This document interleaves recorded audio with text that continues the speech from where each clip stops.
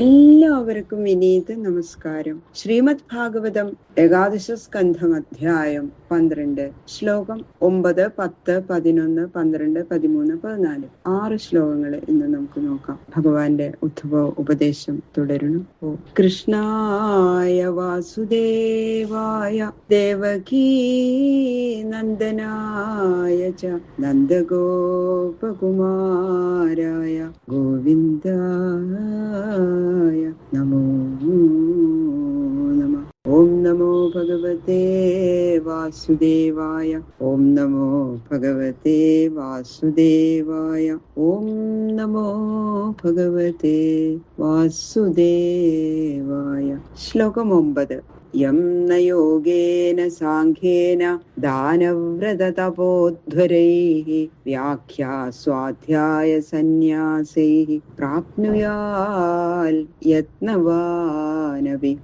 എന്നെ പ്രാപിക്കുക എന്നതിന്മീത് സാധിക്കേണ്ടതൊന്നുമില്ലാത്തതിനാൽ ഇത് ലഘുസാധ്യമല്ല. യോഗം, സാഖ്യം, ദാനം, തപസ്, യാഗം, ശാസ്ത്രവ്യാഖ്യാനം, വേദപഠനം, സന്യാസ സ്വീകാരം എന്നീ മാർഗങ്ങളൊക്കെ ഉണ്ടായത് എന്നെ പ്രാപിക്കാൻ ശ്രമിച്ചവരുടെ ശ്രമഫലങ്ങളായിട്ടാണ്.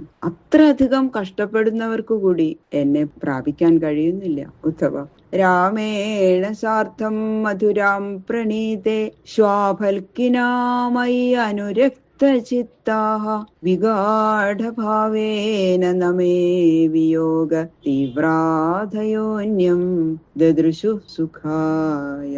ഗോപസ്ത്രീകള് ഭക്തിയുടെ പ്രത്യക്ഷ ദേവികളാണ്. അങ്ങനെയുള്ള ഭക്തിയെ ഭഗവാൻ ബഹുമാനിക്കണം. ആ മാതിരി ബലമായ ഭക്തിഭാഷത്താൽ ബന്ധിപ്പിക്കപ്പെട്ട ഭഗവാൻ ഗോപസ്ത്രീകളെ കുറിച്ച് പരമപ്രേമത്തോടുകൂടി പറയണം. എന്നെ മധുരാപുരിയിലേക്ക് കൊണ്ടുപോകാൻ വന്ന അക്രൂരനെ കൂടി ഗോപസ്ത്രീകള് ക്രൂരനെന്ന് വിളിച്ചു. എന്നിൽ അവരുടെ മനോബന്ധം ഉറച്ചുപോയതിനാൽ എന്റെ വിയോഗത്താൽ ദുഃഖിച്ച ഗോപാംഗനമാർ എന്നോട് വേറിട്ട ലോകവാസം ശൂന്യവാസത്തിന് തുല്യമാക്കി. അവർക്ക് സുഖരൂപമായിട്ട് മറ്റു യാതൊന്നും അവര് കണ്ടില്ല. എന്നെ മാത്രമേ അവർക്ക് സുഖസ്ഥാനമായിട്ട് അറിഞ്ഞിട്ടുള്ളൂ. അവരുടെ മനസ്സ് ക്ഷണനേരമെങ്കിലും എന്നെ പിരിഞ്ഞിരിക്കാൻ ശക്തിയുള്ളതായിരുന്നില്ല എന്ന് ഗോപസ്ത്രീകളെ കുറിച്ചുള്ള പ്രേമാതിശയത്തെയും അതിനു കാരണമായ അവരുടെ ശുദ്ധ ഭക്തി സ്വരൂപത്തെയും വിവരിച്ചിരിക്കുന്നു. പ്രേഷ്ഠതമേന നീതാ മയൈവ വൃന്ദാവന ഗോചരേണ ക്ഷണാർത്ഥവത്താ പുനരംഗ താസാം ഹീനാമയാ കൽപ്പസമാബഭൂവു. ഞാൻ തന്നെ ആണ് അവർക്ക് സുഖസ്ഥാനം.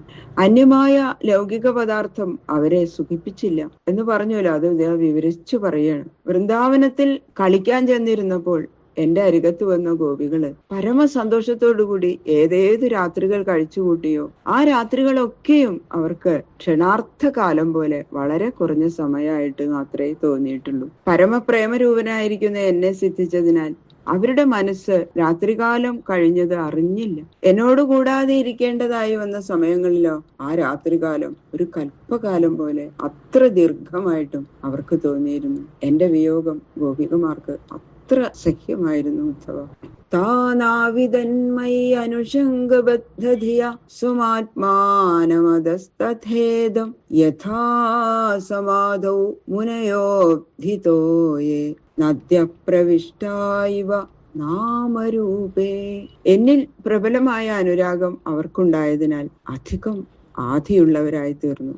അതിനാൽ അവരുടെ മനസ്സ് എന്നിൽ ലയിച്ചു പോയതിനാൽ ആലസ്യം എന്ന വ്യാജേന അവര് സമാധി പ്രാപിച്ചു. അപ്പോൾ അവർക്ക് അവരുടെ ദേഹസ്മരണ പോലും ഉണ്ടായിരുന്നില്ല. സമീപത്തിലോ ദൂരത്തിലോ ഉള്ള യാതൊന്നിനെയും അവരറിഞ്ഞില്ല എന്ന് പിന്നെ പ്രത്യേകിച്ച് പറയേണ്ടതില്ലല്ലോ. പരമസമാധിയിലിരിക്കുന്ന മഹർഷിമാരെ പോലെ ബാഹ്യഭാവം മുഴുവൻ മറന്ന് അവരെന്നോട് കൂടി ചേർന്നു. സമുദ്രത്തിൽ ചേർന്ന നദികൾ നാമരൂപങ്ങളെ ഉപേക്ഷിച്ച് കേവലം സമുദ്രജലമയമായി ഇരിക്കുന്നത് പോലെ എന്നിൽ ലയിച്ച അവര് എന്നെ മാത്രമല്ലാതെ മറ്റൊന്നിനെയും അറിഞ്ഞില്ല എന്ന് പറഞ്ഞതുകൊണ്ട് ഒന്നും അറിയാതെ അന്ധകാര രൂപമായിട്ട് സാധാരണയുണ്ടാകുന്ന മോഹാലസ്യത്തിനും ഭക്തി നിമിത്തം ഗോപികമാർക്ക് ഉണ്ടായ മോഹാലസ്യത്തിനും തമ്മിലുള്ള ഭേദത്തെ, ആ വ്യത്യാസത്തെ സൂചിപ്പിച്ചിരിക്കുകയാണ് ഇവിടെ. സാധാരണ ജനങ്ങളുടെ സുഷുപ്തി അവസ്ഥയും മഹർഷിമാരുടെ സമാധിയും സ്വരൂപാനന്ദ ബോധത്താൽ വ്യത്യസ്തപ്പെട്ടിരിക്കുന്നത് പോലെ സാധാരണ ആലസ്യത്തിനും ഭക്തി നിമിത്തമുണ്ടായ ആലസ്യത്തിനും വ്യത്യാസമുണ്ട്. അതിനാൽ ഭക്തിയുടെ ആധിക്യം തന്നെ സമാധി. മോഹാലസ്യത്തിൽ അകപ്പെട്ടിരിക്കുന്നു എന്ന് അന്യർക്കു തോന്നാം. വാസ്തവത്തിൽ അവര് പരമസമാധിയിൽ ലയിച്ചിരിക്കുന്നു. ഭക്തി അധികരിച്ചതിനാൽ സമാധി സ്വാധീനമായി. അപ്പോ പ്രപഞ്ചം നശിച്ച് ആനന്ദത്തിൽ മുങ്ങി. അപ്പോ ശാന്തമായി ഈ വിധം സമാധിയിൽ ലഭിച്ചവര് തന്നെ മഹാത്മാക്കള്. മൽക്കാമാരമണം ജാരം അസ്വരൂപവിദോബലാഹ ബ്രഹ്മമാം പരമം പ്രാപു സംഗാച്ഛത സഹസ്രശ. പ്രാരംഭത്തില് ഭക്തി ഭേദഭാവന ഹേതുകൊണ്ട് ശുദ്ധം അല്ലായിരുന്നു. എങ്കിലും ക്രമേണ ശുദ്ധമായി അഭേദഭാവന സഹിതമായി പരമഫലപ്രാപ്തി സാധനമായി ഭവിക്കും എന്ന സാരത്തെ ഗോപികളെ ദൃഷ്ടാന്തപ്പെടുത്തി പറയാണ്. പ്രാരംഭത്തിൽ അവര് എന്നെ പ്രിയപ്പെട്ട ഒരു ജാരനായിട്ടാണ് കരുതിയത്. അങ്ങനെ ആണ് എന്നെ അവര് സ്നേഹിക്കാൻ ആരംഭിച്ചത്. സർവപ്രിയതമനായിരിക്കുന്ന ഞാൻ അവരുടെയും പ്രിയതമനായിരിക്കുന്നതല്ലാതെ അവരുടെ ജാരനല്ല എന്ന് എന്റെ സ്വരൂപത്തെ എന്നോട് ചേർന്ന ശേഷം അവരറിഞ്ഞു. എന്നോടുകൂടി ചേർന്നപ്പോൾ അവർക്ക് ഈ വിധം അറിവുണ്ടായിട്ട് പരബ്രഹ്മസ്വരൂപനായ എന്നെ അവര് പ്രാപിച്ചു. ഇതുപോലെ സാധുസംഘത്താൽ പലരും ഭേദഭാവന നീങ്ങി മുക്തി പ്രാപിച്ചിട്ടുണ്ട്. ഇപ്പൊ ദശമത്തില് വളരെ കാര്യമായിട്ട് വർണ്ണിച്ചിട്ടുണ്ടല്ലോ രാസക്രീഡ. അപ്പൊ ആ രാസക്രീഡയിലെ രാധാകൃഷ്ണൻ, ഗോപിനാഥൻ ഇത്യാദി നാമങ്ങളുടെയും സാരത്തെ ഈ സാരോപദേശത്താൽ ഭഗവാൻ തന്നെ വെളിപ്പെടുത്തിയിരിക്കുകയാണ്. തസ്മാത്വമുദ്ധവോത്സൃജ്യ ചോദനാം പ്രതിചോദനാം പ്രവൃത്തം ച നിവൃത്തം ച ശ്രോതവ്യം ശ്രുതമേവ ച.